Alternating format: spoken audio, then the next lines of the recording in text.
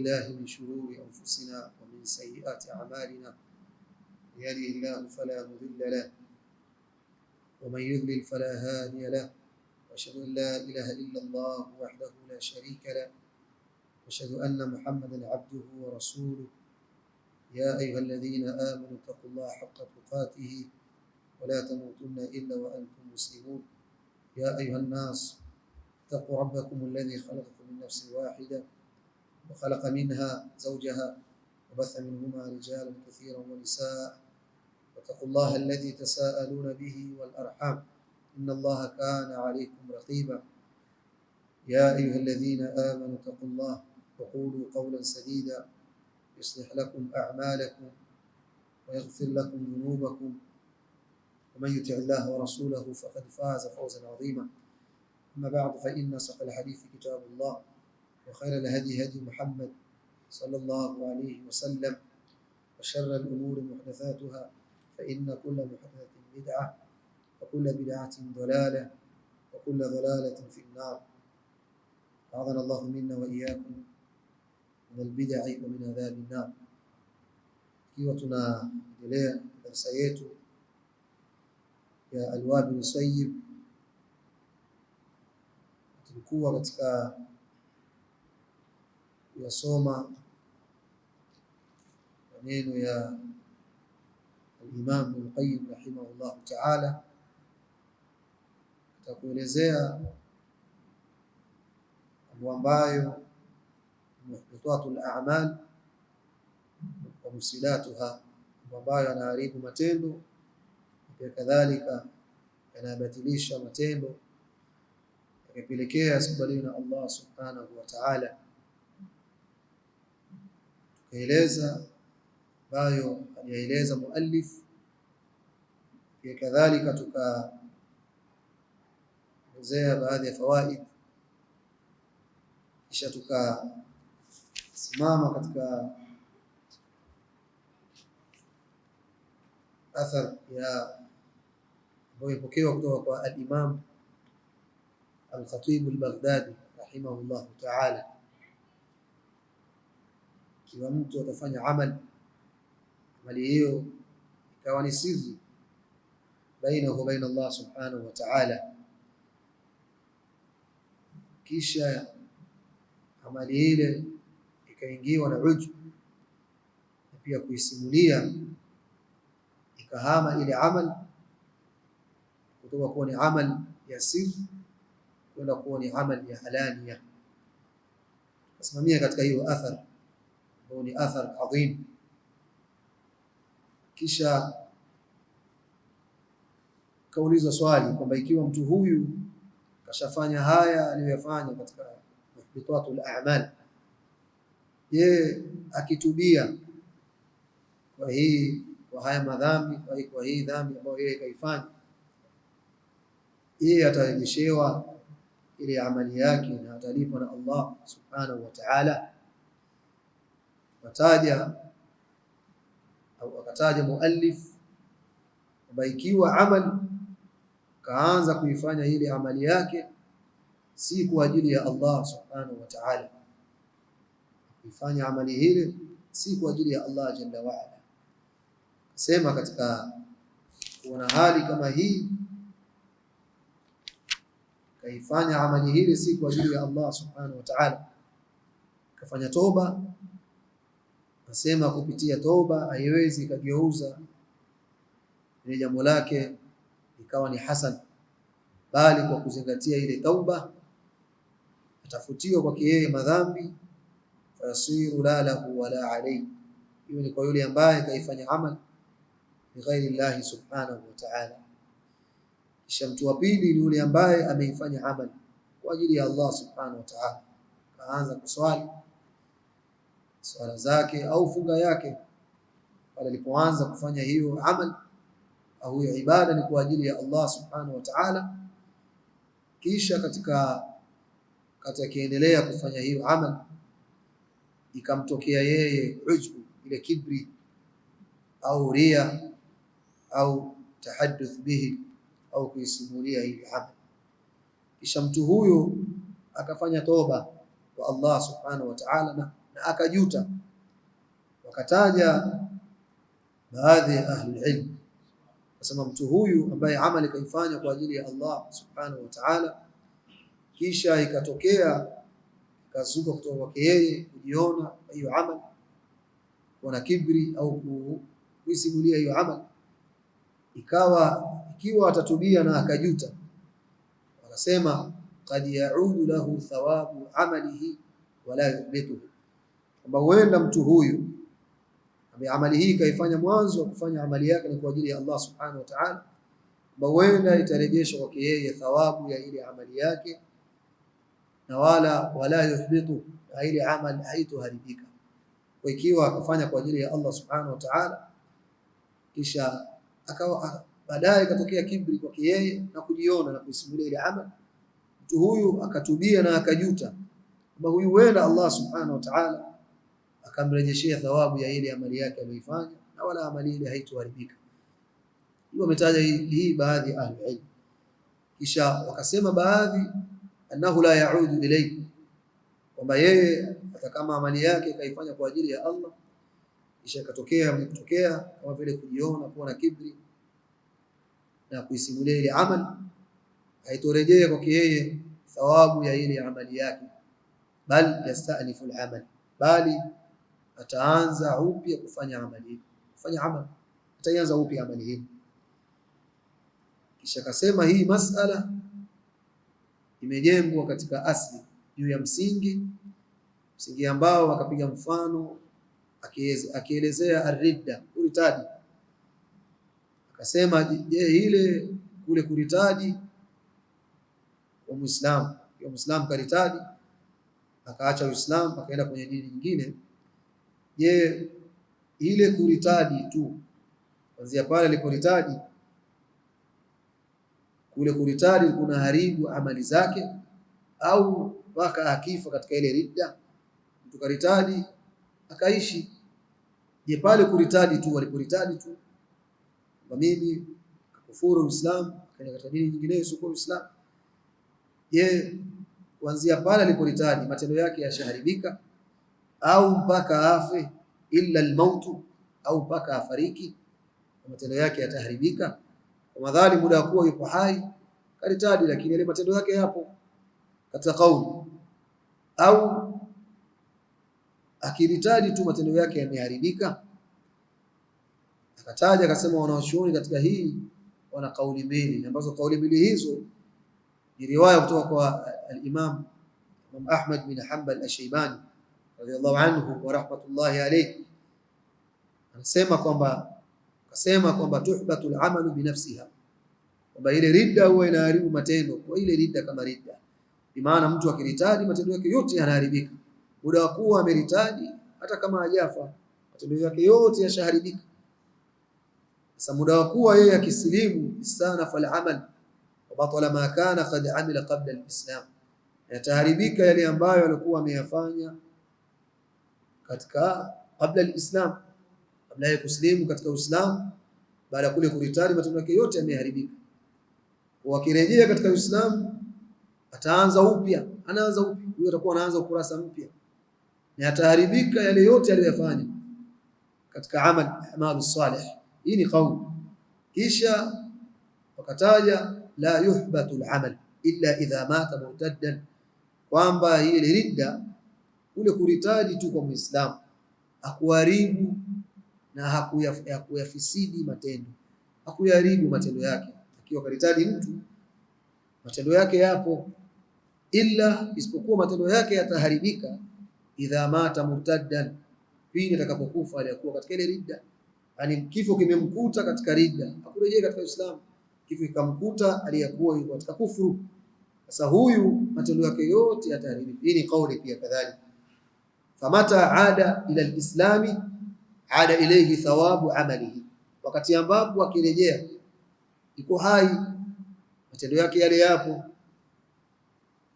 kipindi ambacho au muda wote ambao ada ila alislami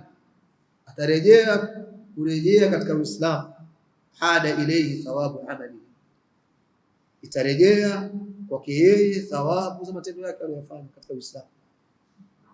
Maana madhali yuko hai na ameritadi, akatubia akarejea katika Uislamu, basi matendo yake yote katika Uislamu aliyofanya atarejeshwa kwake yeye, na pia kadhalika aliyofanya katika maasi Allah subhanahu wa ta'ala atamsamehe. Kisha akasema wa hakadha al-abd idha fa'ala hasana, na hivi katika mfano huu katika ridda, akifanya mja jambo jema, thumma fa'ala sayyi'a tuhbituha, kisha akafanya jambo ovu, hii sayyi'a au jambo ovu, tuhbitu al-hasan, inalifuta jambo jema. Mtu akifanya jambo la khairi akafanya la shari, akafanya jambo jema akafanya jambo ovu, lile ovu linafuta jambo jema. Thumma taba min tilka as-sayyi'a, kisha katubia kutokamana na lile sayyi'a alilofanya, aliyaudu ilayhi thawabu tilka al-hasanati al-mutaqaddima, yeye itarejeshwa kwake yeye tilka al-hasana al-mutaqaddima, atarejeshewa kwake yeye lile jambo jema lililotangulia. Amefanya jambo jema kisha akafanya ovu, lile ovu likafuta jambo jema, akatubia kwa lile ovu alilofanya. Je, baada ya kutubia lile ovu Allah akamsamehe, je lile jema Allah subhanahu wa ta'ala atamrejeshia thawabu ya tilka alhasanati almutaqaddima, thawabu ya lile jambo jema alilofanya? Akasema yukharraju ala hadha al-asl, kwamba huu mfano huu wa hasana na sayyi'a unatolewa katika au unapimwa katika huu msingi wa kuritadi. Imana katika kauli, ikiwa Muislamu atafanya jambo jema kisha akafanya jambo ovu akatubia, Allah atamsamehe lile jambo ovu, na pia kadhalika Allah subhanahu wa ta'ala atamrudishia thawabu ya tilka alhasana almutaqaddima, thawabu ya lile jambo jema lililotangulia. Tunasoma hadithi, kuna hadithi sahihi inda Tirmidhi rahimahullahu ta'ala, tunaposema ittaqillah haythu ma kunta, muogope Allah popote utakapokuwepo, popote kia watu wanakuona au hawakuoni, muogope Allah jalla wa ala. Wa atbi'is sayyi'ata alhasana, nafuatisha jambo ovu, fuatisha jambo jema, tamhuha, ile jambo ovu jambo jema litafuta jambo ovu. Wa khaliqin nasa bi khuluqin hasan, na ishi au changamana na watu kwa tabia iliyokuwa nzuri. Katika kauli Allahu a'lamu rajih, kwamba mtu akifanya jambo ovu akifanya jambo jema kisha akafanya jambo ovu, ile jambo kisha akatubia kwa lile ovu, Allah atamsamehe lile jambo la ovu alilofanya. Kisha pia vile vile Allah subhanahu wa ta'ala bimannihi wa karami wa rahmatihi atamrejeshia thawabu ya lile jambo lake jema alilofanya.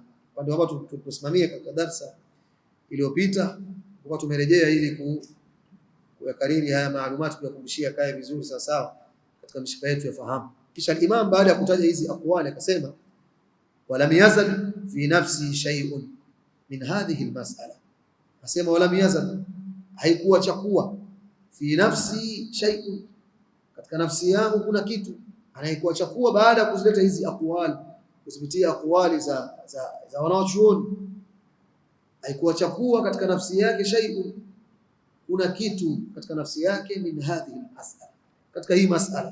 Kwa maana baada ya kupitia zile aqwali sema kadha na hawa wakasema kadha, hakuna bado hii walipoelezea hivi kwamba akifanya amal si kwa ajili ya Allah arejeshewe thawabu zake, tasamehewa tu thawabu zisizorejeshewa, ataanza upya amal.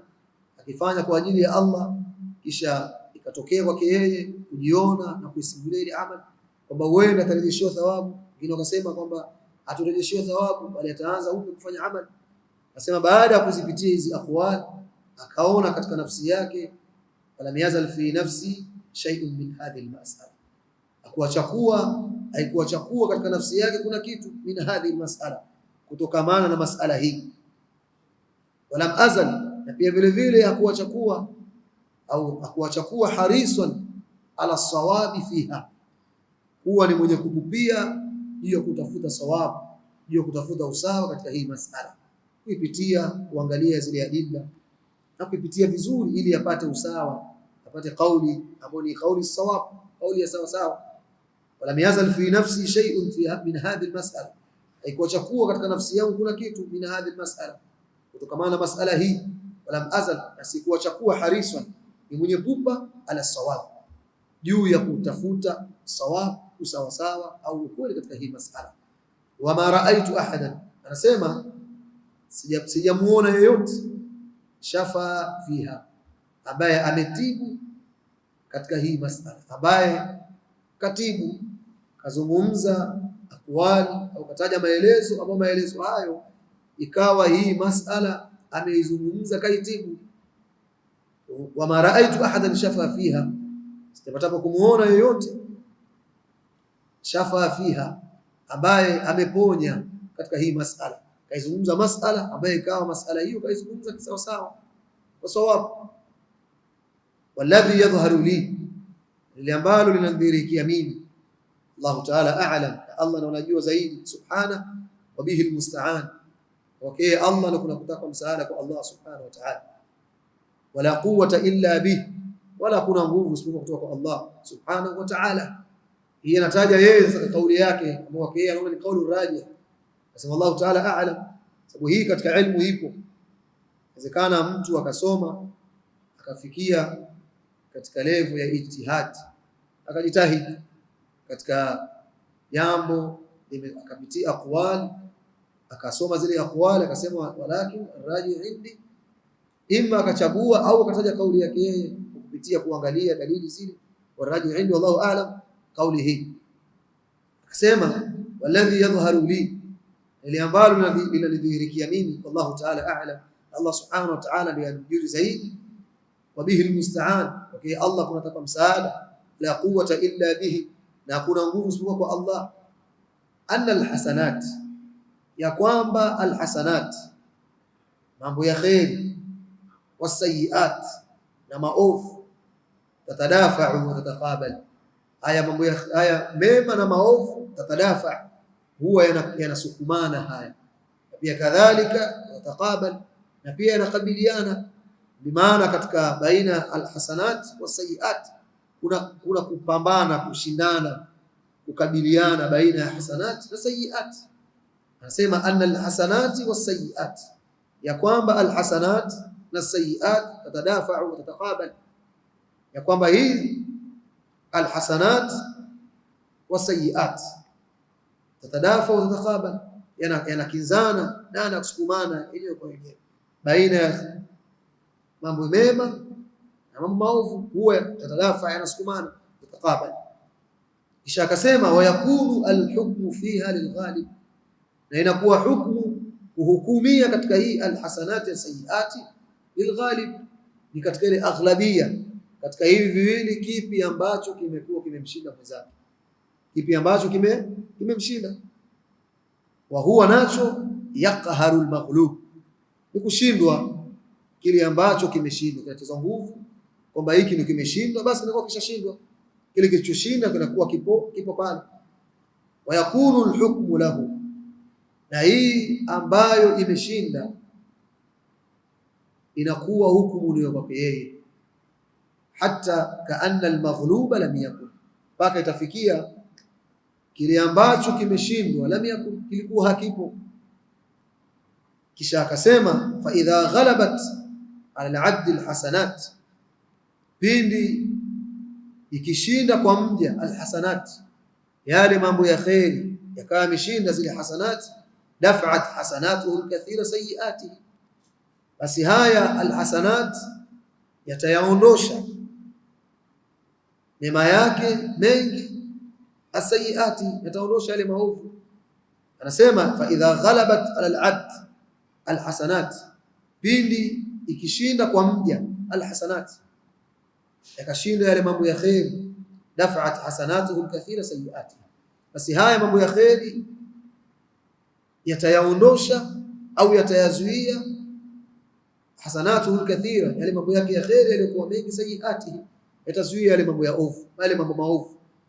Wa mata taba min as-sayyi'a, na wakati ambapo akitubia kutokana na sayyi'a, tarattaba ala taubatihi, basi tafungamana na ile toba yake, minha ya hiyo sayyi'a aliyotubia kwa Allah subhanahu wa ta'ala, hasanatun kathira, itafungamana hiyo tauba katika jambo lake ovu aliyotubia kwa Allah, atapata hasanatun kathira, atapata mambo ya kheri mengi. Waqad tarbi wa tazid, na huenda pia yakazidi. Tarbi wa tazid maana moja, ala alhasanati allati habatat bisayyi'ah, yakazidi juu ya ile hasan ambayo habatat bisayyi'ah, ambayo ilibatilishwa na ovu moja. Fa idha uzimat at-tauba, pindi ikiwa mwanadamu atakuwa na azmi, ataweka azmi ya kufanya tauba, wasahhat, na hiyo toba ikawa imesihi, wanashaat min samimi alqalbi, na hiyo toba ikawa imetoka katika ndani ya moyo wake, katika dhati ya moyo wake, ahraqat, basi hiyo toba itaondosha au itazichoma, itayachoma maamarrat alayhi min as-sayyi'at, yale ambayo yalitanguliwa kiyeye katika yale mambo maovu, hata kaannaha lam takun, wakatafikia hayo maovu kana kwamba alikuwa hayapo. Ile toba yake aliyofanya toba ya kweli kwa Allah subhanahu wa ta'ala. Fa inna taiba min adh-dhanbi kaman la dhanba lahu, kwani yule ambaye mwenye kutubia kwa dhambi, kutubia kwa dhambi kwa Allah subhanahu wa ta'ala, kaman la dhanba lahu, ni sawa sawa kama ambavyo alikuwa na dhambi. Kwa maana kwamba ile namna ambayo Allah subhanahu wa ta'ala kule kutubia kwake, Allah kuyafuta yale madhambi kwa ile toba yake, itakuwa kana kwamba yeye alikuwa amefanya madhambi. Anasema rahimahullahu ta'ala, walam yazal fi nafsi shay'un min hadhihi almas'ala, haikuwa katika nafsi yangu kuna kitu katika hii mas'ala. Walam azal harisan ala sawabi fiha, na wala sikuwa ni mwenye kupupia, kuona pupa juu kutafuta sawabu, kutafuta usawa fiha, katika hii mas'ala. Wama raaitu ahadan shafa fiha, sipatapo kumuona yoyote shafa fiha, ambaye ametibu hii mas'ala, aizungumza kwa sawabu. Walladhi yadhharu li, ile ambalo linadhihirikia mimi, wallahu ta'ala a'lam, na Allah ndo mjuzi zaidi. Wa bihi almusta'an, okay, Allah tunataka msaada. Wala quwwata illa bih, na kuna nguvu isipokuwa Allah, kwa Allah subhanahu wa ta'ala. Anna alhasanati wasayyi'at, ya kwamba hasanat na sayyi'a, mema na maovu, tatadafa wa tataqabal, huwa tatadafa, yanasukumana, wa tataqabal, yanakabiliana, baina ya hasanat mema na maovu, huwa yanakinzana haya. Wa yakunu alhukmu fiha lilghalib, na inakuwa hukmu katika hii alhasanat wasayyi'at ni ghalib kwa yule ambaye mwenye kushinda. Ikiwa itashinda hasanat, basi inakuwa ni anayo hasanat, na ikiwa ni sayyi'at, basi inakuwa ni sayyi'at. Wa huwa yaqharu almaghlub, nayo ni kule kushinda, ni kule kushindwa, tezo nguvu na kushindwa, ambacho chenye kushindwa ima ni hasanat au ni sayyi'at. Wa yakunu alhukmu lahu, na inakuwa hukmu ni ile ambayo imeshinda katika hasanat au sayyi'at. Hata kaanna almaghluba lam yakun, mpaka inakuwa kile ambacho kimeshindwa kilikuwa hakipo. Imana kati ya hasanat na sayyi'at, ikiwa itashinda hasanat kwa ile namna ambayo sayyi'at itakuwa imeondoka, kana kwamba ile sayyi'at ilikuwa haipo. Hata kaanna almaghluba lam yakun, mpaka itakuwa kana kwamba kilichoshindwa kilikuwa hakipo. Fa idha ghalabat ala al-'abd al-hasanat, basi pindi ikishinda kwa mja hasanat, yakishinda yale mambo mema, dafa'at hasanatu al-kathira, yatayaondosha yale mema yake mengi, sayyiati, yale maovu. Wa man taba min as-sayyi'a, na yule ambaye atakayetubia kwa dhambi, kwa jambo ovu, tarattaba ala taubatihi, itafungamana na hiyo toba yake, minha, kutokamana na hiyo jambo la ovu alilotubia, hasanatun kathira, tafungamana, Allah atampa hasanatun kathira, atampa mema aliyokuwa mengi. Wa qad tarbi wa tazid, na pia huenda tarbi wa tazid maana moja, ikazidi na ikaongezeka, ala alhasanati allati habatat bisayyi'a, ikazidi juu lile jambo jema ambalo lilofutwa kwa sayyi'a, kule kufanya toba kwa Allah subhanahu wa ta'ala. Fa idha uzimat at-tauba, pindi akiweka azma mwanadamu Muislamu akaweka azma kufanya toba, wasahhat, na toba yake ikawa imesihi, wanashaat min samimi alqalbi, na hii toba ikawa imeanzia kutoka katika ndani ya moyo wake, ahraqat, basi hiyo toba itateketeza ma marrat alayhi min as-sayyi'at, yale ambayo yaliyopita kwake yeye katika yale mambo maovu aliyofanya, hata mpaka itafikia kuondoka na kuteketezwa ile sayyi'at aliyofanya, kaannaha lam takun, kana kwamba hizo sayyi'at zilikuwa hazipo kwake yeye.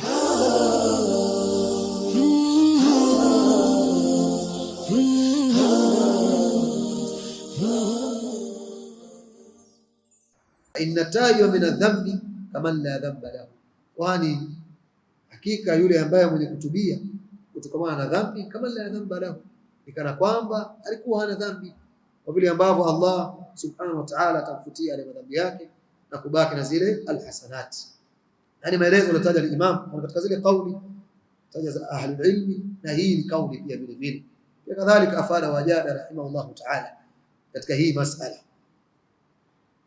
وقد سأل حكيم بن حزام رضي الله عنه نبي صلى الله عليه وسلم، alimuuliza huyu sahabi Hakim bin Hizam, alimuuliza Mtume sallallahu alaihi wasallam an itaqati, kuhusiana na ile itaqa, kuacha huru, kuacha mtumwa huru, wasilati, na kule kuunganisha udugu, wa birri, na mambo mema, mambo ya khairi, fa'alahu fi shirki, ambayo haya yote kuacha huru mtumwa na kuunganisha udugu na kufanya mambo ya khairi, fa'alahu fi shirki, haya aliyafanya katika shirki, kipindi ambapo yeye akiwa hakuslimu, akiwa si Muislamu, alifanya mambo ya khairi mbalimbali, kama watu tunashuhudia kuna watu katika nchi hii wanafanya kana si Waislamu, lakini wanafanya mambo ya khairi.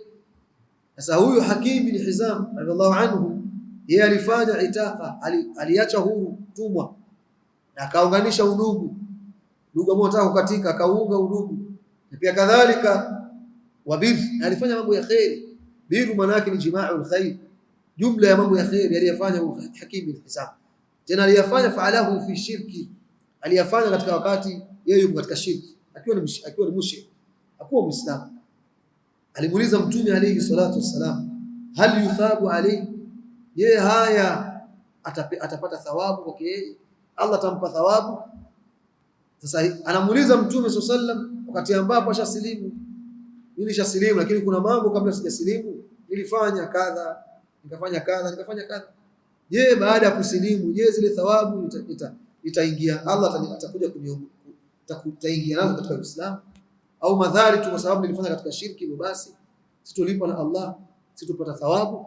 Mtume akamjibu, faqala nabii sallallahu alayhi wasallam, Mtume akamwambia hivi, lahu, kumwambia yeye, aslamta ala ma aslafta min khairi, akamwambia wewe Hakim bin Hizam, aslamta, wewe umesilimu, ala ma aslafta min khairi, pamoja umesilimu juu ya yale ambayo aslafta min khairi, ambayo uliyatanguliza katika khairi.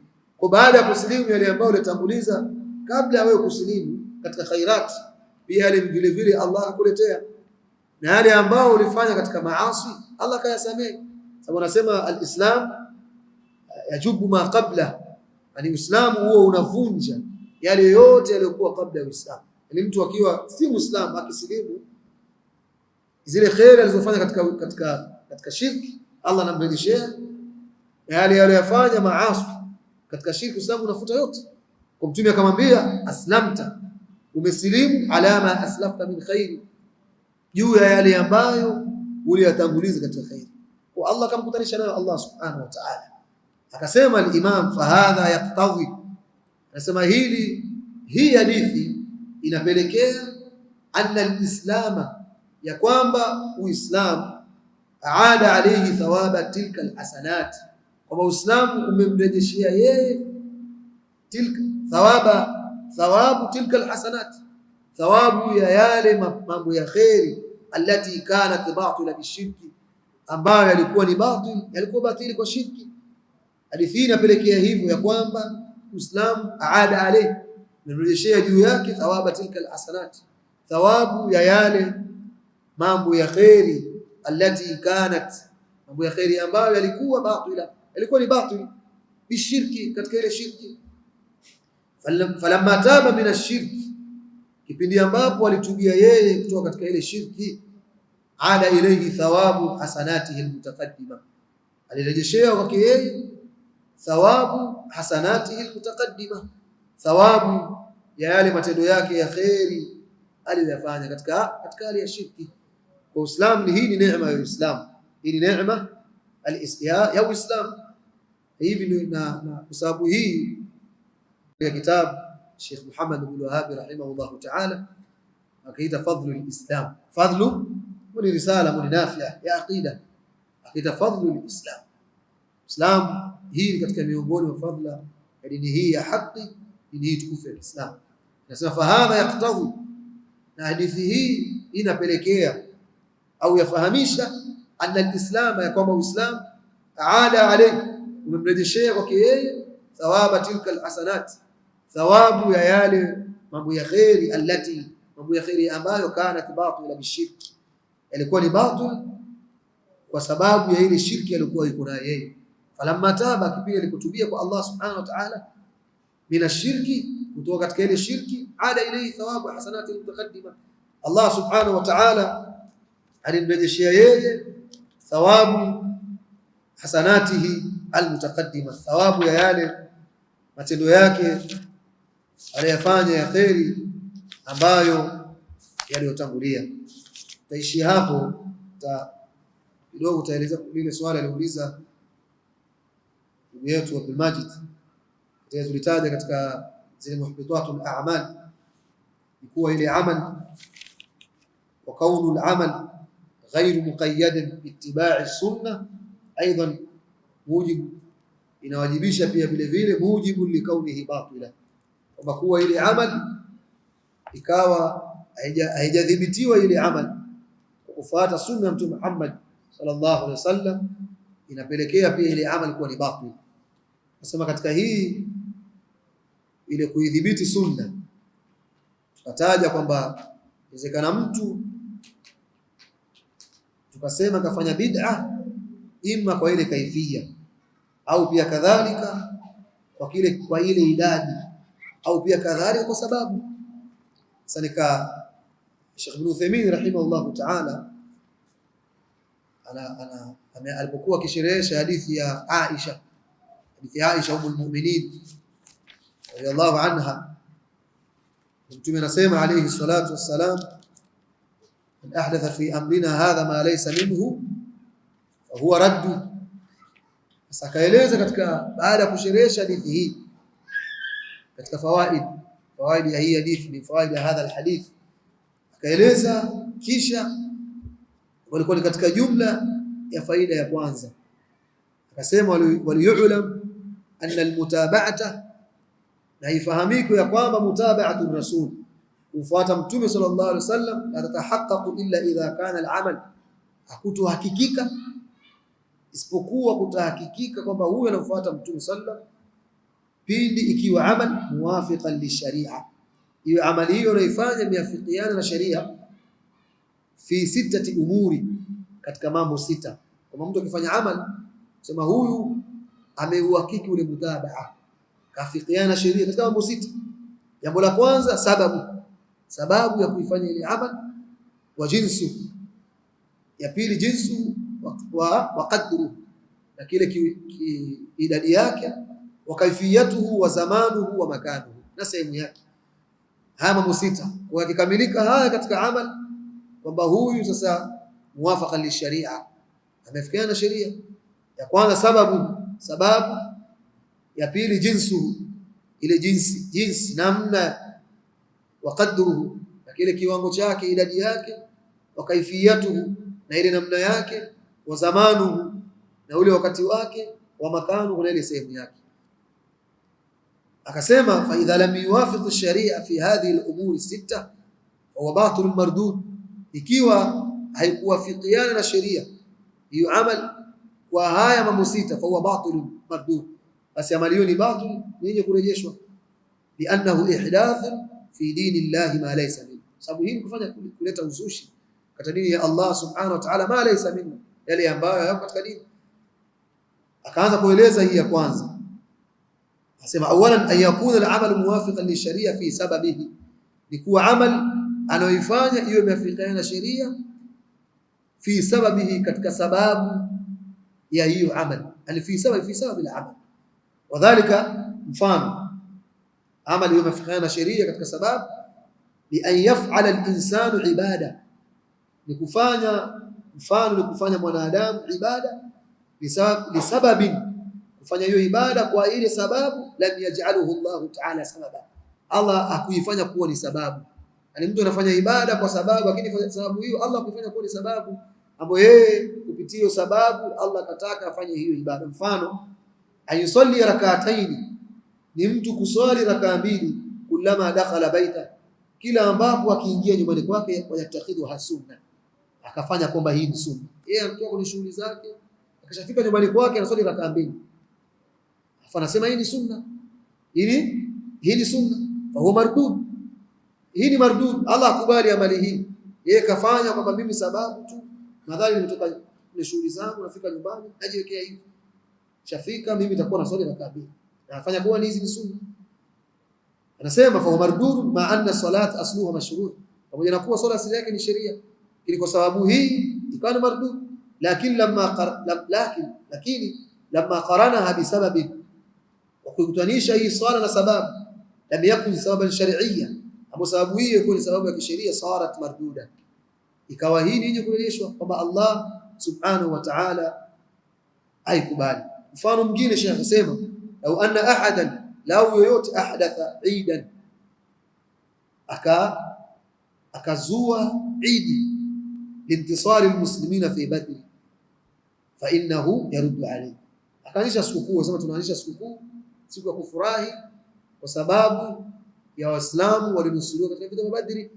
Sababu ni nini? Sababu Waislamu walinusuriwa katika vita vya Badri, tunaanisha idi ya kufurahi, tunafurahi Waislamu walipata nusura kwa Allah subhanahu wa ta'ala, li'annahu rabatahu bisababi, kwa sababu hii idi inakuwa ni mardud, ameifungamanisha hii idi na sababu lam yaj'aluhu Allah wa rasuluhu sababa, Allah akuifanya hii Allah na mtume wake kuwa ni sababu, ili kwa sababu wamenusuriwa watu wafanye idi.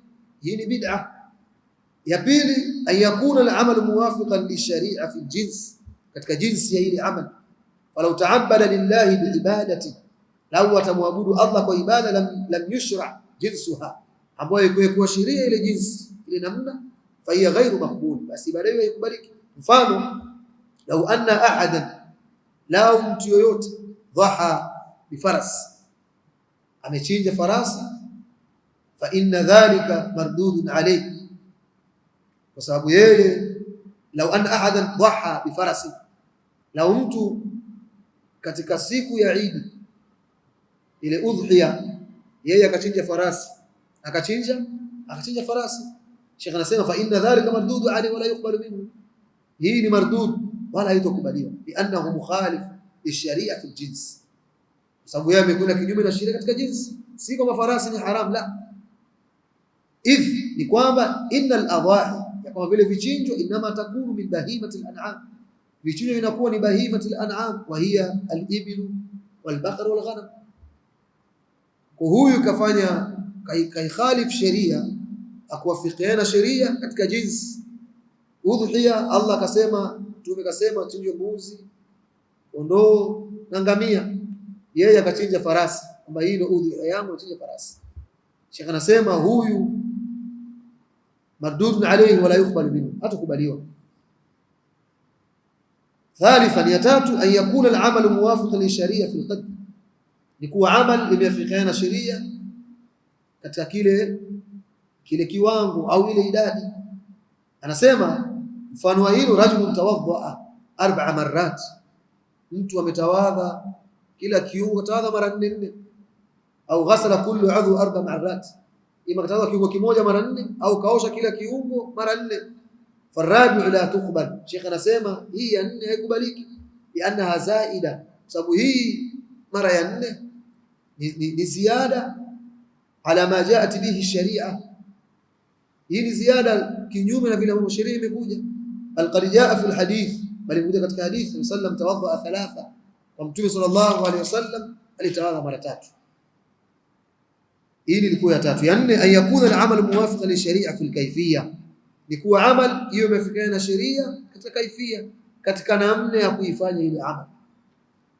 Falau amila shakhsan amal, lau watafanya mtu amal yataabadu bihi lillah, atamwabudu Allah kwa hiyo amal, wa khalafa sharia fi kayfiyatihi, na ka khalif sharia katika namna hiyo amal, lam yuqbalu minhu wa amaluhu mardudu alayhi, amali hiyo itakubalika na pia kadhalika amali hiyo itarejeshwa kwake yeye. Mfano, lau anna rajulan, mfano lau mtu swalla, ataswali wasajada, na akasujudu kabla an yarka, yani kasujudu kabla ya kurukuu. Yeye kaanza kuswali, kaanza takbiratul ihram, kasoma dua kufungulia swala, kasoma suratul Fatiha, kasoma na sura. Baada ya kumaliza yeye akurukuu, akaenda moja kwa moja kwenye kusujudu, Sheikh anasema fa salatuhu batila marduda, basi huyu mtu swala yake ni batil, na vile vile Allah ikubali swala yake, liannaha, kwa sababu yeye lam tuwafiq ash-sharia fi al-kayfiyya, yeye hakuiwafiq sharia katika ile namna. Khamisan, ya tano, an yakuna al-amal muwafiq li-sharia fi zaman, ni kuwa ile amal ambayo mwanadamu Muislamu anaifanya imefikiana sheria katika zama, katika ule wakati, katika muda. Walau salla as-salah, la watasali Muislam swala kabla dukhuli waqtiha, kabla ya kuingia wakati wake, as-salatu ghayru maqbula, swala yake hiyo haikubaliki, liannaha fi zaman ghayr ma haddadahu ash-shar', sababu hiyo swala kaiswali katika muda ambao sheria kuweka kwamba ndio swali katika muda huo.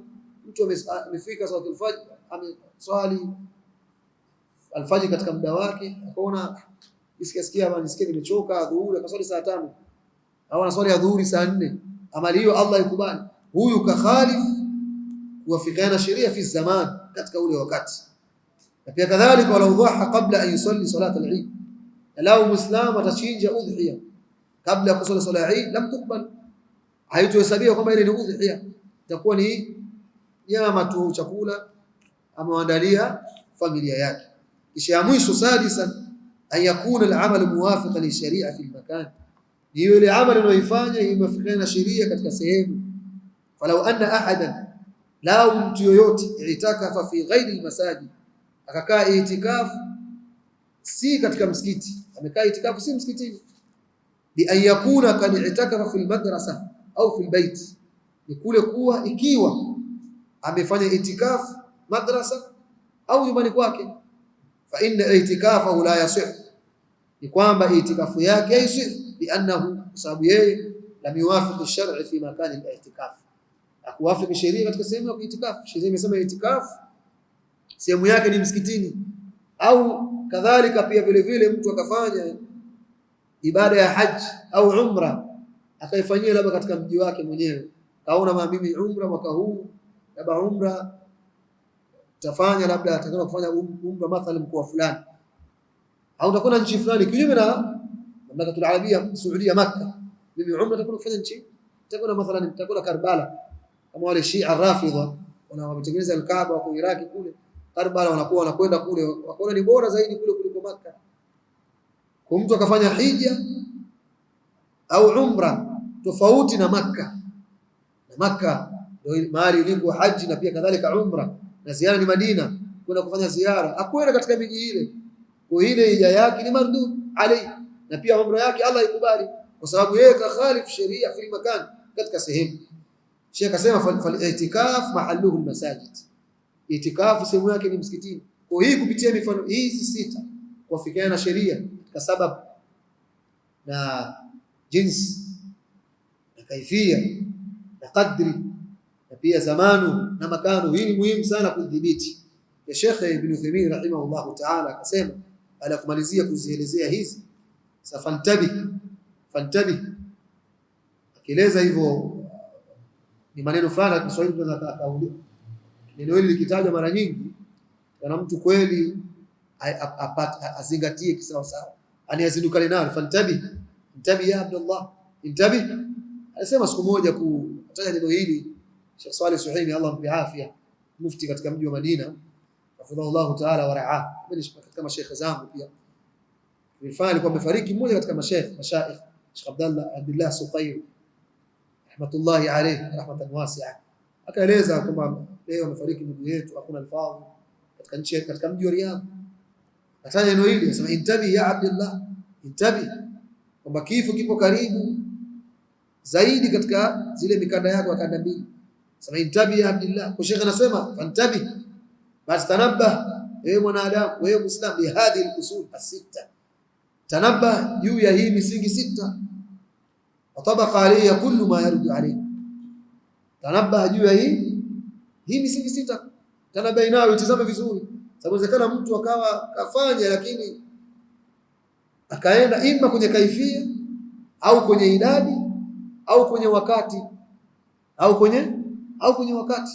Kwa hii ni zile sita ambazo nimwambia Majid kwamba Sheikh anasema waliyulama anna mutaba'atu rasul, tulitaja kule kwamba kaunu al-amal ghayr muqayyad biittiba'i sunna aidan mujib li kaunihi batila. Hii ndio mutaba'atu rasul la tatahaqqaq, kwamba mimi namfuata mtume, akuhakiki kumfuata mtume illa idha kana al-amal, kutahakikika kwamba huyo anamfuata mtume pindi ikiwa ile amal muwafiqan lisharia, imefikiana na sheria, fi umuri sita, juu ya mambo sita, sababuhu ili amal, wa jinsuhu, wa qadruhu, wa kayfiyatuhu, wa zamanuhu, wa makanuhu.